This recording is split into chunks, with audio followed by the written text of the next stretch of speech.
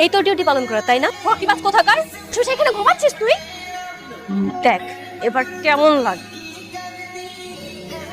কি রে, এত দেখিস না, প্রেমে পড়ে যাবি তো। তোরই তো গেছে। কিন্তু ও তো তোর স্ট্যাটাসের সাথে যায় না। ও অনেক ব্রিলিয়েন্ট স্টুডেন্ট, আমি ফিউচার নিয়ে ভাবি না, তবে আমি মন থেকে চাই ও আমার জীবন সঙ্গী হয়ে যাবে।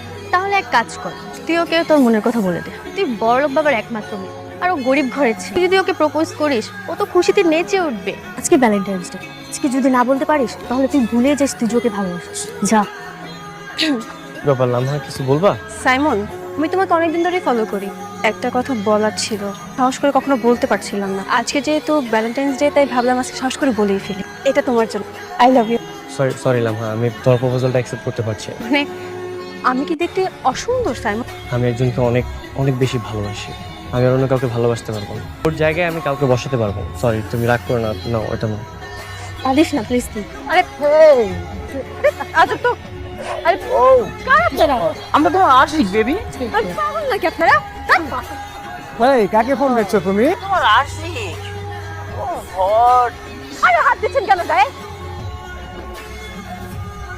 দেখে নেবো, তোরা দেখে নেবো আমি। তুমি এখানে? যে আপনার বাবা আমাকে পাঠিয়েছে, তার বড় গাড়িতে। বাবা পয়সা রেখে পাঠিয়েছো? আর কোনো কেউ ছিল না? আরে ও হচ্ছে বিবিএফআই বডিগার্ড এজেন্সির সবচেয়ে ট্যালেন্টেড বয়। তুমি কি ওই ছেলেকে আমার বডিগার্ড বানাতে চাচ্ছ? কোনো দরকার নেই বাবা, আমার কোনো বডিগার্ড লাগবে না। অবশ্যই দরকার আছে। তুই একবার ভেবে দেখ, আজকে যে ঘটনাটা ঘটেছে, ওই ছেলে যদি না থাকতো তাহলে তোর কি অবস্থা হতো, একবার তুই ভেবে দেখেছিস? আমার কোনো বডিগার্ড লাগবে না মানে লাগবে না বাবা। সময় এসেছে আমার, এইবার তোমাকে আমি বুঝাবো আমাকে অপমানের মূল্য কি জিনিস। বাবা আমি না অনেক ভেবে দেখলাম, তুমি ওই সাইমনকেই আমার বডিগার্ড হিসেবে রেখে দাও। টুনটুনি, তুমি কোথায় আছো? কেমন আছো? দেখা যাবো তোমার সাথে আমার। দেখো তোমার পছন্দের পাটিসাপটা পিঠা আম্মু বানিয়েছে। জানো আমরা শহরে চলে যাব। কেন? আব্বু ট্রান্সফার হয়ে গেছে, এখন থেকে আমরা শহরে থাকি। তার মানে তোমার সাথে আর আমার কোনোদিন দেখা হবে না? জানি না, কিন্তু তোমাকে আমি কখনো ভুলতে পারবো। এটা তোমার জন্য, যখন আমার কথা মনে পড়বে এটা দেখো, ভালো লাগবে। দেখছো টুনটুনি, তোমার ধর খেলনা আমি কত যত্ন করে রেখে দিছি।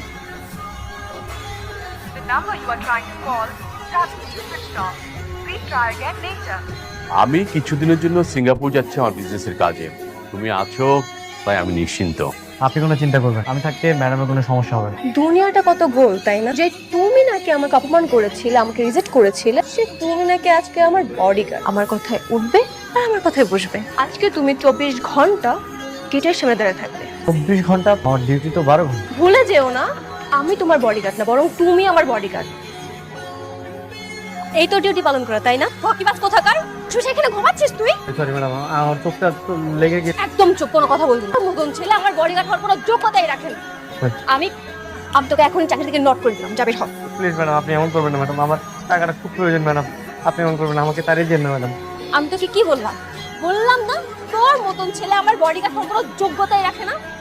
তুই এক কাজ কর, তুই এই টাইমটা তোর গার্লফ্রেন্ডকে গিয়ে দে। ম্যাডাম, আপনি কেন এমন করতেছেন আমি জানি, আপনি প্লিজ অতীতটাকে ভুলে যান না প্লিজ।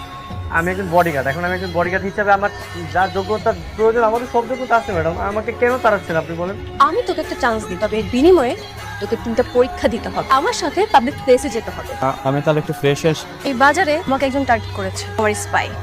তোমাকে আমি 30 মিনিট টাইম দিলাম, এর মধ্যে যদি তুমি খুঁজে বের করতে না পারো তাহলে তুমি ফেল, আর যদি তুমি খুঁজে বের করতে পারো তাহলে আমরা দ্বিতীয় পরীক্ষায় যাবো। যাও। এই যে ম্যাডাম আপনার সাসপেক্ট। তুমি কিভাবে বুঝলে? ম্যাডাম, ওনাকে দেখলাম প্রত্যেকটা দোকানে দোকানে ঘুরতেছিল, কিন্তু কোনো কিছু পারচেস করছিল, বারবার দেখলাম ফোনের দিকে তাকাচ্ছিল, সময় দেখছিল, আর ওনার কানে একটা হেডফোন ছিল। তো কি হয়েছে? কানের মধ্যে হেডফোন থাকতেই পারে, এই জন্য তোমাকে সন্দেহ করতে হবে? আমার হেডফোনটা ওনার ফোনের সাথে কানেক্টেড ছিল। ওকে ফাইন, তুমি তুমি পাস করেছো, কালকে আমরা তোমার দ্বিতীয় পরীক্ষায় যাব। যাও। আজকে তোমাকে একটা ছেলেকে খুঁজে বের করতে হবে, যে কিনা আমার থেকে 300 মিটারের মধ্যে কোথাও আছে। তোমার time 30 minute, you time start now. কি করে পেলে? না ম্যাডাম, দেখলাম এত বড় পার্কিং লটে শুধুমাত্র এই গাড়িটার ইঞ্জিন অন আছে, আর গাড়ি নিজে দেখলাম পানি পড়ছে, তার মানে এসি অন আছে। তখন বুঝতে পারলাম যে এই গাড়িটাই মাত্রই স্টার্ট হয়েছে, সে লোকটা এটার মধ্যে আছে। সত্যি তোমার এখনো সেই আগের মতোই ডাইরেক্ট। তুমি আজকে পাস করেছো, আগামীকাল তোমার নেক্সট এক্সাম হবে, রেডি থাকো। Number you are trying to call is currently switched off. Please try again later. এটা কি করেছো তুমি? তোমার ব্যথা লাগেনি? বড় হয়ে যদি আমি হারিয়ে যাই হাজার মানুষের ভিড়ে, তুমি আমাকে চিনে নিতে পারবে এর জন্য। তুমি কি পাগল? Hello madam. তুমি বাড়িতে গিয়েছো, কার কাছ থেকে পারমিশন নিয়ে তুমি বাড়িতে গিয়েছো? ম্যাডাম, আজকে তো আপনার বাবা বাসায় আছে, তাই ভাবলাম আর। একদম চুপ। তুমি আমার সাথে এক্সট্রা কোনো কথাই বলবে না। আমার বাসাটাতে কি হয়েছে? তোমাকে আজকেও 24 ঘন্টা ডিউটি করতে হবে, মনে রেখো। আমি তোমার মালিক আর তুমি আমার টাকায় কেনা গোলাম। তোমাকে আমি 10 মিনিট টাইম দিলাম, এর মধ্যে তুমি যদি না আসো তোমার চাকরি আমি নট করে ফেলবো। ম্যাডাম ম্যাডাম ম্যাডাম সাইমন, কি ব্যাপার? তুমি এত রাত সাইমনকে ডেকেছো কেন? বাবা, ও আমার বডিগার্ড। আমার যখন ইচ্ছা হবে তখন আমি ওকে ডাক। দেখো, এত কিছু আমি তোমাকে এক্সপ্লেন করতে পারবো না। তুমি ওকে বলো নিচে যাই এখন গেট পাহারা দিতে। স্যার আপনি চিন্তা করবেন না, ম্যাডাম যা বলবেন আমি করবো। ওকে। ভুল করেছো, শাস্তি পেতে হবে। জি ম্যাম। এই মুহূর্তে তোমার শাস্তি প্লাস 3য় নাম্বার পরীক্ষা হচ্ছে। তোমার 2 হাতে 3টা করে ইট নিয়ে তুমি সারা রাত গেটের সামনে দাঁড়িয়ে থাকবে। যতক্ষণ পর্যন্ত আমি রাখতে না বলবো তুমি রাখতে পারবে না। দেখ এবার কেমন লাগে।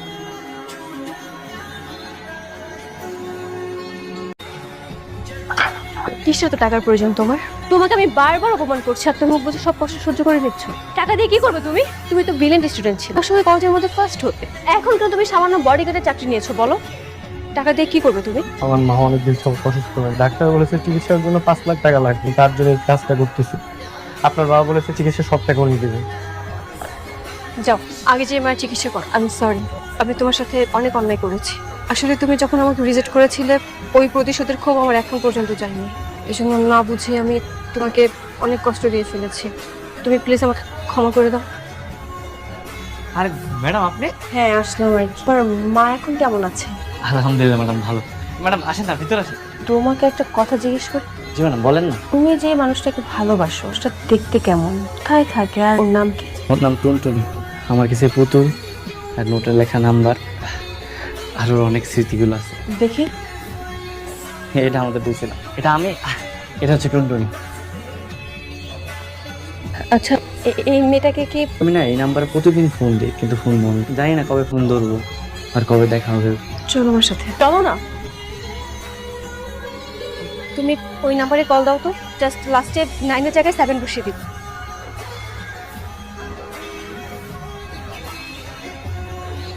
টুনটুনি? তুমি আমার টুনটুনি? বিট্টু, তুমি আমাকে এতদিন মনে রেখে? তার মানে তুমি দিন আমাকে ভুল নাম্বার দিয়েছে? দেখো না আমিও কি বোকা, ছোট থেকে এই পর্যন্ত খালি ভুল করে যাচ্ছে। আমাকে প্লিজ ক্ষমা করে দাও না। আচ্ছা ঠিক আছে, চল।